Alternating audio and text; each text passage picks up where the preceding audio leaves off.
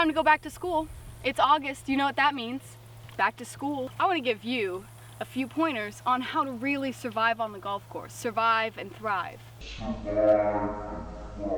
I just want you to play your best game, and hopefully that'll translate into your schoolwork and you'll have a good school year. What better way to celebrate than the golf course? All right, so here we are on hole number 1. It looks good, but that doesn't mean... Hey, Dad! It's not my dad. Now that you've hit your ball a total of 5 feet, but don't forget your wooden thing, keep that for later.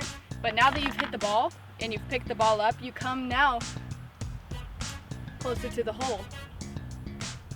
Get some points. It's really important that you look inside your golf bag and figure out which club is best. How I like to do that is to smell them. It's this one. To really figure out where you're going to hit it from, you just close your eyes and throw the ball, and wherever it lands, that's where you hit it from. You're going to do great. You're going to make it in the hole, and it's going to be the best day of your life.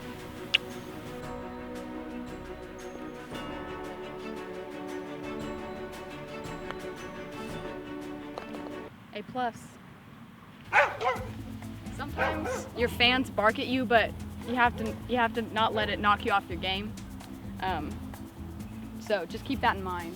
So when you're putting down what I just recently remembered is called the tee, you find a bald spot, much like on your great uncle's head, and firmly plant it. Sometimes it breaks. You can't let that get you down. You just have to okay? You just have to go get another one. Cool, okay, let's go find it. This right here is what we call a home run.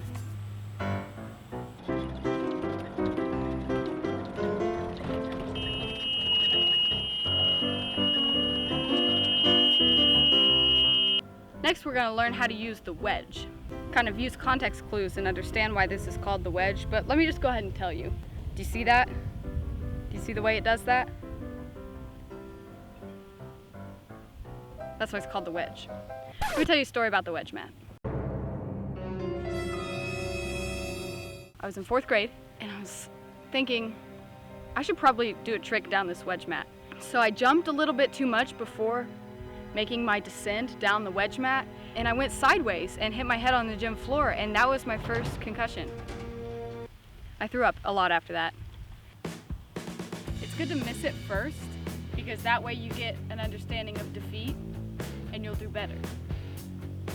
It's good to also miss it a second time, just so you can really understand what heartbreak is, you know? And then when you get it, you feel proud like a new mother. The cool thing about golf is that it's really about accuracy and precision and really knowing what the ground does to your ball in order to get it in the hole. I have a couple steps that'll really help you survey the land. Step 1, get down a little lower so you can make out the curvature and the way it leans, the way nature's had its way with it. Then if you get a little lower, you can really understand it. To get just a little bit more accuracy, it's good to bring a pair of glasses to kind of focus it, and if you really want to get it, get low. Yeah, I think we're ready.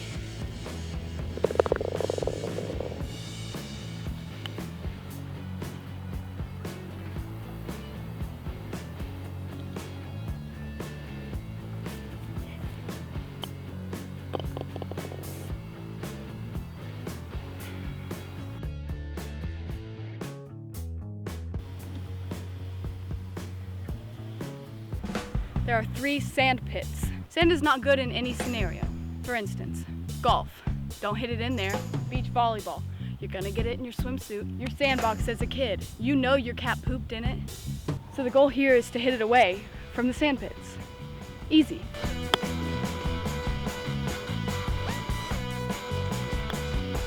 A little too much mustard. Always good to have less mustard.